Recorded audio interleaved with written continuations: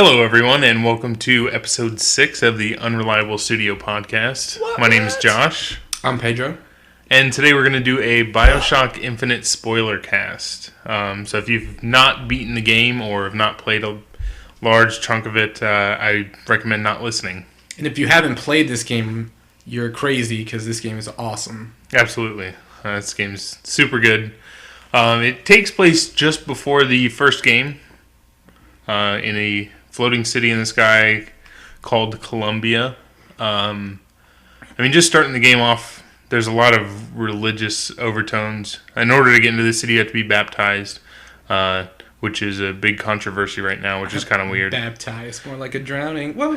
Yeah.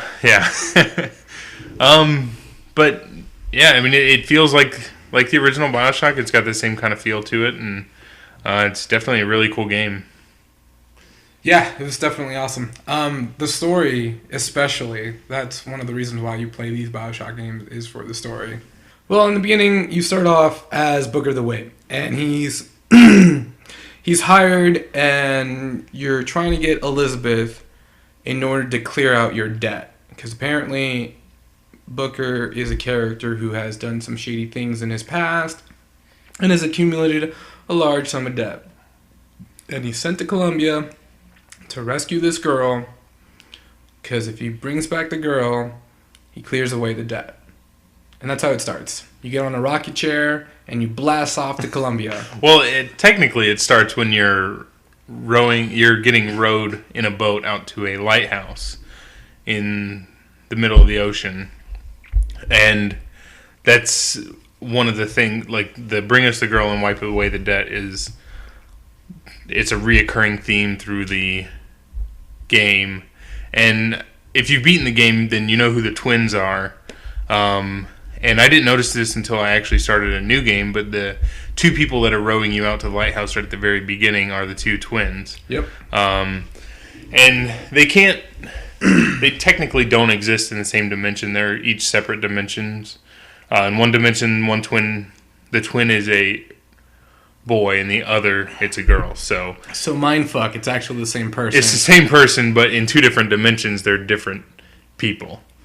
So in this dimension where Booker exists, where he needs to get Elizabeth, they are working together to get him to Columbia. Right. Yep. So you get to Columbia, and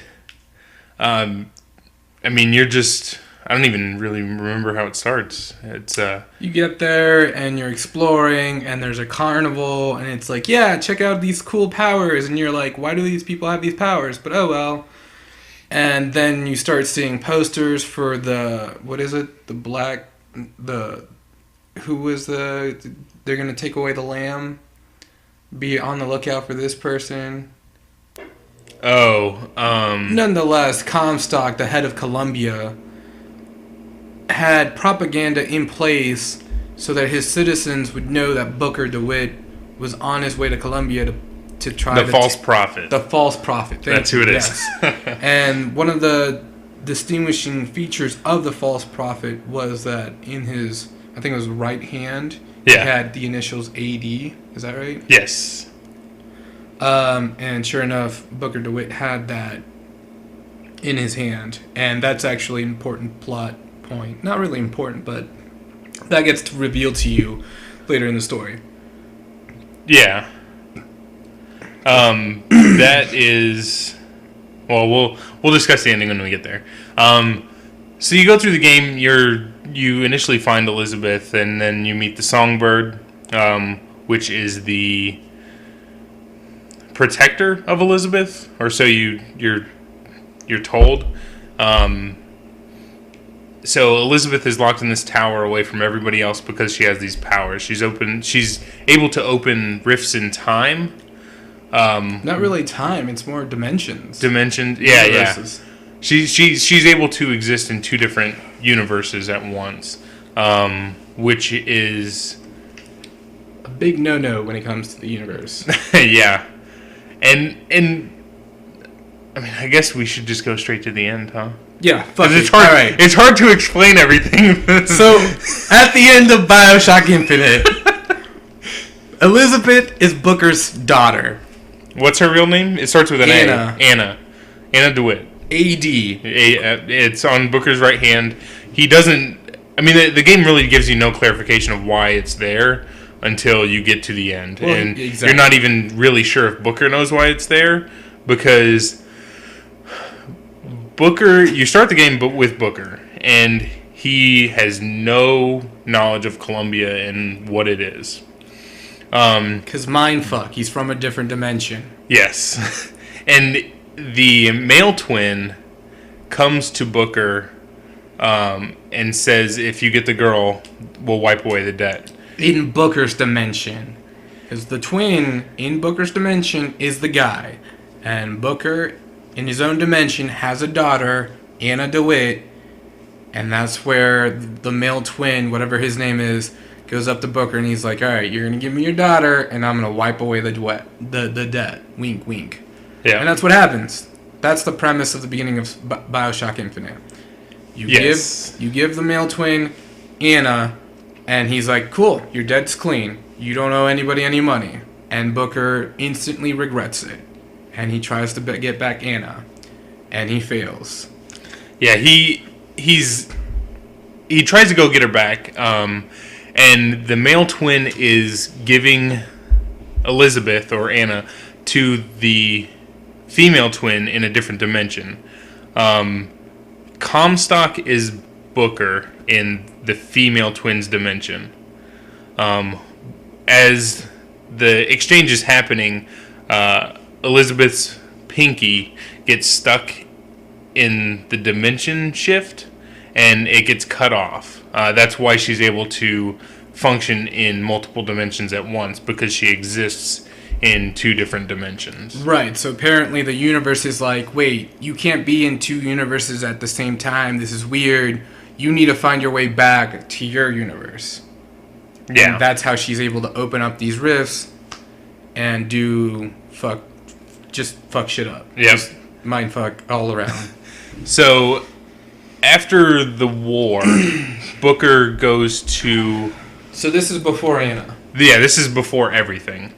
After the war, Booker goes to some sort of like church gathering of some kind, and there's a man there. He seeks redemption. Yeah. Oh, yeah. That's right. He seeks redemption for what he's done through the war, and he's got the opportunity to be baptized, and to be reborn anew. Yes, and when in that dimension, when he decides he wants to be baptized, this is basically the point that determines the future events of everything. Everything. Both sides. Exactly.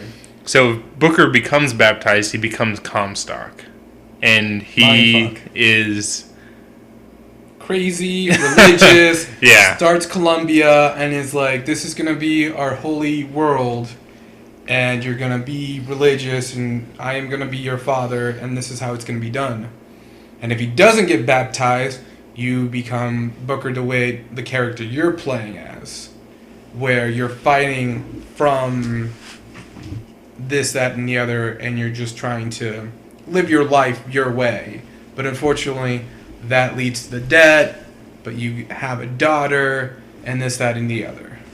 And Elizabeth also exists in multiple dimensions. At the end, you go through this series of lighthouses, and that part is strange because it shows you all the different Bookers, all the different Elizabeths.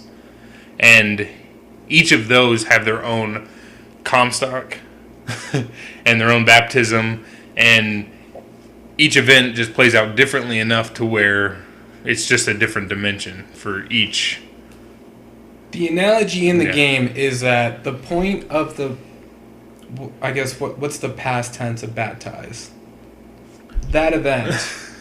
The point when Booker gets baptized or doesn't get baptized, that point creates a tree. And each one of the trees' branch is a different universe. So that's either a different Comstock or a different Booker. So, mindfuck.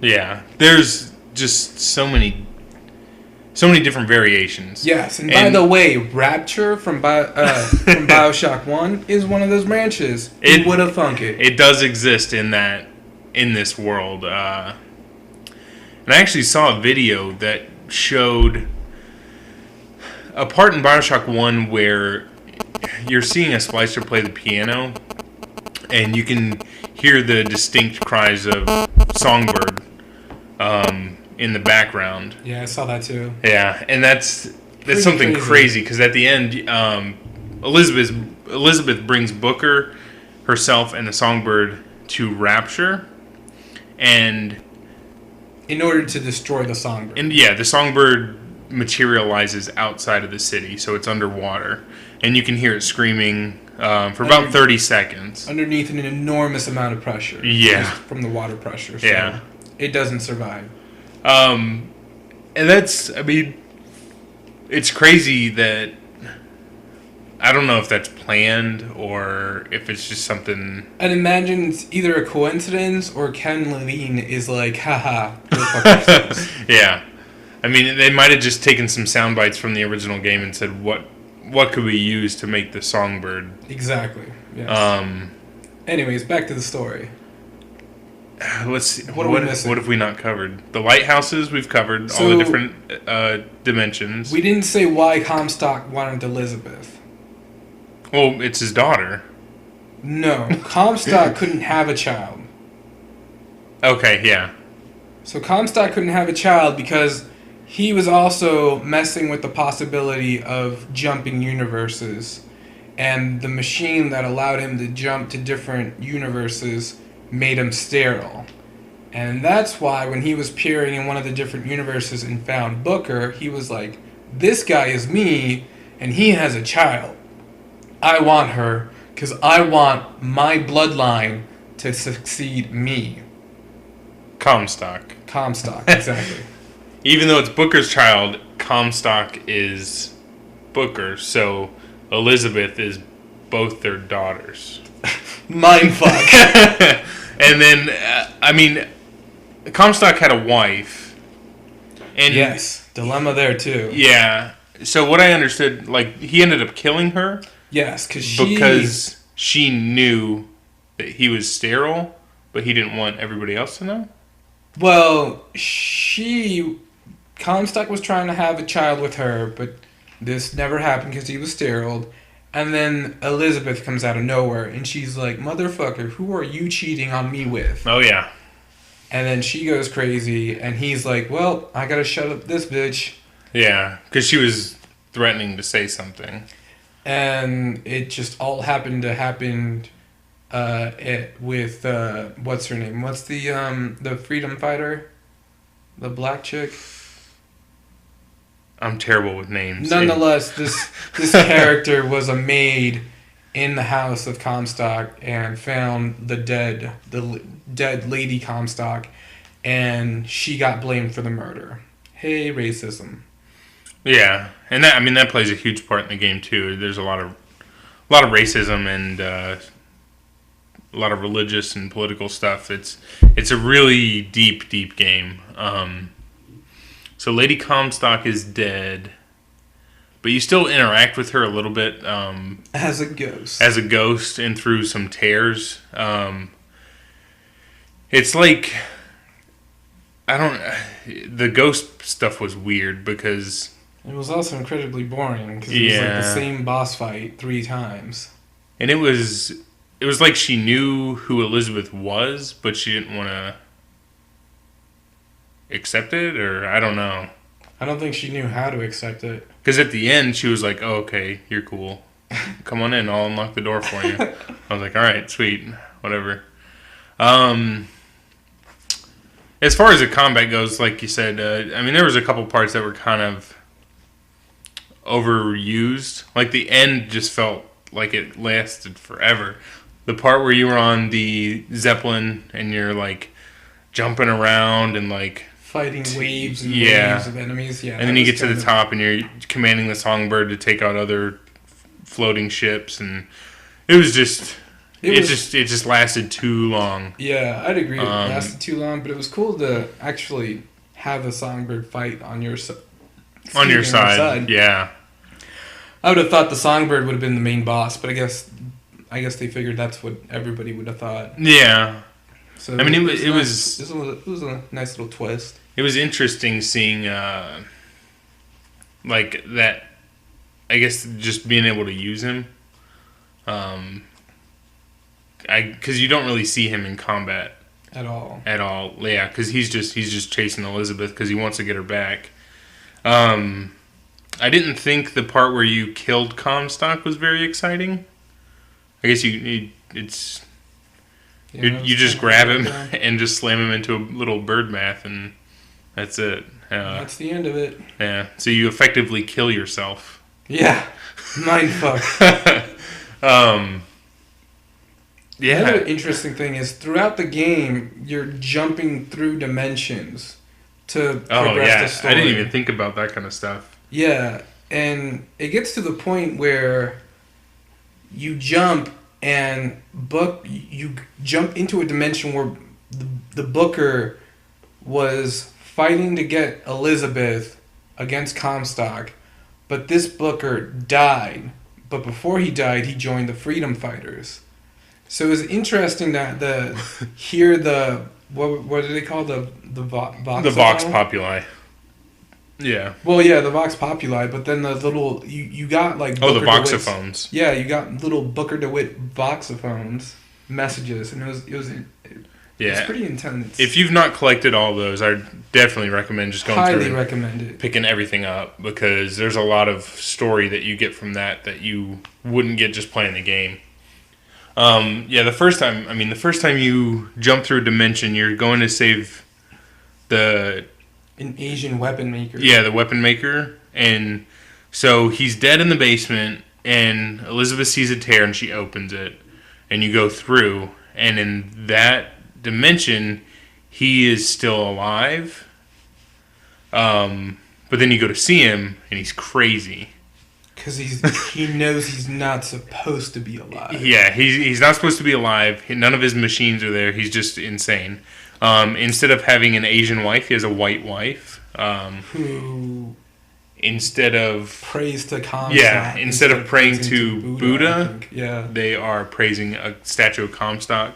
So you can see just in that small area how much it affects the universe by changing one seemingly small thing. You go to get his weapons from the jail, and in order to move the weapons, you have to open another tear. Yeah. And that moves the weapons back to his shop. But in this dimension is the one you were talking about, where Booker is dead, and he died to help the Vox Populi. And the Vox Populi are they're kind of naive. They don't really say anything about you running around helping them until you get back to that black lady. I can't remember her name. Yeah, it escapes me too. It's been too long since we played. We waited too long. But she sees you as another false prophet. I mean, it's just a different side of things. Instead of Comstock viewing you as a false prophet, she's viewing you that way. And that just changes another aspect of it, because instead of being on one or another side, you're against two different factions now in this world. Comstock soldiers are against you because you're the leader of the Vox Populi, and the Vox Populi are against you because you're some sort of weird ghost guy that came out of nowhere and came back and decided to start wreaking havoc on the world again. So it's kind of unclear which dimension you're actually in by the time you finish the game, because there's a lot of stuff that happens at the end as well. You get a view of the Vox Populi attacking New York City in the 1980s. Yes, this was crazy with an older Elizabeth. So Elizabeth at this point is, 70 or 80 years old. And it was interesting because this was a universe that this Elizabeth teleported you to so that she could have given you an item you need to take back. And basically what happened was... This happens every time Booker and Elizabeth go through this series of events. Yeah. They have to go to the future to see future Elizabeth to get... They need to go back to fight past Comstock. But it happens because Elizabeth gets taken by the Songbird, and Booker's like, I'm coming after you, I'm going to get you, I'm gonna find you, I'm going to rescue you. And apparently, every time he does that, the Songbird stops her. And in one universe, he's never able to rescue Elizabeth. And in this universe, Elizabeth, like Josh was saying, gets old, and she pulls him out of his timeline and puts him into hers. Exactly. And she's like, listen, nothing you do is gonna work. This just isn't working out. This is what you need. Take it back, because as you can see, Comstock gets his way, and I'm over here fucking blowing shit up for no reason. Yeah. And she's like, you take this and go back to your Elizabeth and fucking save her. And that's what you do. Yeah. It gets pretty crazy at the end. I really want to play through the end again just to see everything that I might have missed. But just reading all the... I mean, there's so much stuff you can read online about how the two universes pair together. What happens in certain universes that'll affect the other ones. It's just insane how much stuff there is. Yeah. I guess we covered a lot of the ending. I think we did good. Obviously, there's still a lot. Any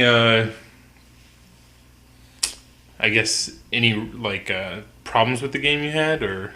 I mean, really, the only time I wasn't having fun was when I was fighting Lady Comstock. That was it. But I mean, everything else I enjoyed. I mean, you like the handyman? Yeah, I liked facing the handyman. Patriots. I thought Patriots.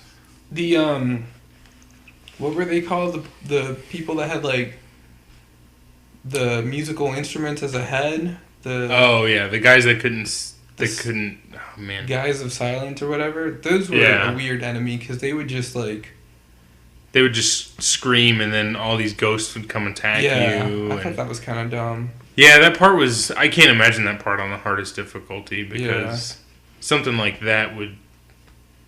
It'd just be insane, because none of the enemies dropped weapon ammo or anything during that part. Yeah. My only issues with the games was that it was really linear, and they only allowed you to carry 2 weapons, which was kind of dumb in my opinion. Yeah. In the original, you can switch between your weapons, right? Yeah.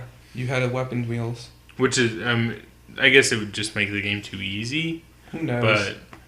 But you could switch your plasma... Or, not plasmids, what are they called? Vigors. Yeah, vigors. You could switch your vigors at any point. You could just change whichever one you wanted. But did you not like anything about the game? The Boys of Silence, or whatever they were called, those things were pretty bad. That mission just felt like it was really long. Yeah. And I tried to avoid every one of them, and I alerted every one of them. I don't think you could avoid any of them. Yeah, I don't know. It was just not... That part just wasn't very fun to me. I mean, overall, the game was awesome. It's a great game. It's got an awesome story. Definitely worth playing. It actually made me want to go back out and play Bioshock 1 and 2. I beat the first one, never really beat the second game, so I'm going to go back and do that. Yeah, same here. I skipped the second one. What about DLC? What do you think they'll be adding as DLC? Because I bought the season pass, and it's 3 campaigns or 3 extra stories. Yeah. Because I mean, with this infinite universe thing, they could take this to they could do anything they want. Well, from what I hear, there's in one of the campaigns there's going to be a new partner, a new whatever. So like Elizabeth not Elizabeth. 2.0. Yeah, there's going to be some other sort of. Can I just say as well that Elizabeth as a a companion character, she was amazing. Yes. She never got in the way. She can't die. She can't die. She gives you ammo and exactly. salts. It was almost like she had to babysit you, because she was like, "Hey, you're out of ammo. Here's a gun. Yeah. Oh my God, you're out of life. Here's some med picks. You're out of vigor. Here's a bottle of that." It's like, holy. And she could open up tears that'll be like automated turrets. Yeah. Or like stuff like that. So it definitely made the game easier, because I was worried about that, honestly, where it was like, oh, I hate escort missions in every game because they're always garbage. Exactly. They always get in the way. They always die. They always get stuck in something. In this game, I didn't have a problem with Elizabeth at all. And she was constantly like giving you money too, just for no reason. It's like, "Hey, I found this. Here you go. You're taking care of me. Take this coin." It's like, oh, sweet. As far as DLC, I know this is probably not going to happen, but I'd love to see some way of being able to control Booker underwater in Rapture. Even if it's 1980s Rapture, I mean, well after Bioshock 1 and 2, just some sort of link between the two. Because I'm reading the Bioshock Rapture book, and there's a part in that where one of the characters mentions Comstock Fields as like something they could have done in America instead of going to Rapture. So it seems like Comstock has some sort of influence in that world as well. Interesting. Yeah, I took a screenshot of it because I'm reading it on digitally. I took a screenshot of it, so it's pretty cool seeing those two worlds cross over. And this book's been out for a while, before Bioshock Infinite came out for sure. So it's just weird. I don't know if they had these characters in mind before, or if it's something they made it pulled from the book, or completely random mention of Comstock in this book. I have no idea. I haven't finished it yet, so hopefully there's something else that kind of links them together, because that'd be kind of cool. Or just some sort of like being able to interact with 1912 or 1920s America as Booker, just to see like what the world's like, because in these games they make the world seem like a super terrible place. That's why they have to have these other cities. Yeah, Rapture was built to get away from everybody. They were afraid of nuclear war, and so they built Rapture. I guess the same goes for Columbia. Comstock felt that everybody was impure, and Columbia was a place to be reborn. And so it's just crazy how night and day it is. I guess Comstock was focused on the religion of people and how people should be leading their lives, and Andrew Ryan was focused on every man for himself kind of thing, you know? So it's like a weird balance. It's like night and day. It's kind of crazy. Definitely some good stuff. But yeah, I don't know. I would love to see something new. Because I mean, it would be interesting to see how they would intertwine Rapture and Columbia. But I mean, at the same time, why do that? Why not just blow us away with something else? Yeah. Maybe a new main character, a new companion character, like you were saying. Because I mean, as far as I'm concerned, this story with Bioshock Infinite, when you buy the game and you beat the game, you get a full story. That's incredible. Yeah. So I wouldn't mind if we get like a second campaign with these 3 separate DLCs that we get for the season pass. Like a different person. Exactly. Maybe even get like a different point of view from one of the different characters. Maybe if we played as that black girl. Maybe as the black girl, or maybe as one of the twins. That would be interesting. I mean, I'd honestly be fine with a purely story-driven expansion, even if there's no combat or very little combat. I'd just like to explore the world more, I guess, you know? I totally agree. Yeah, because I mean the story is incredible. I don't really mind if there was very little combat. Anyways, I think we're going over 30 minutes. Did you want to stop it there? Well, I just wanted to just point out a couple things. I don't know if we covered it, but Booker ends up killing himself. Yep. Not only Comstock, but he kills himself before he gets baptized. The ending. Yes, the very, very, very, very, very, very end. They determined that the only way to prevent this from continuing was to terminate it at the source. And the source was the baptism after the war. So in order for present-day Booker to get rid of present-day Comstock is to kill past Booker before the baptism, which effectively kills them both. And if present-day Booker kills past Booker before the baptism, then Elizabeth doesn't exist as well. So at the end, Booker kills himself before the baptism, and that just eliminates everything. All timelines, all Bookers, all Elizabeth, all Comstock. Everybody's done, and that is the end of the game. That's kind of why it's going to be difficult to continue that story. I mean, they could just take the cheap way out and just be like, here's 3 different Bookers and 3 different Elizabeths and 3 different stories with those DLCs. But yeah. I don't think they'd do that. But yeah. I think we'll go ahead and end it right there. Thanks for joining us. Yes. Sorry it's taken so long to do another podcast. Yeah, I hope to get these things out a little more regularly.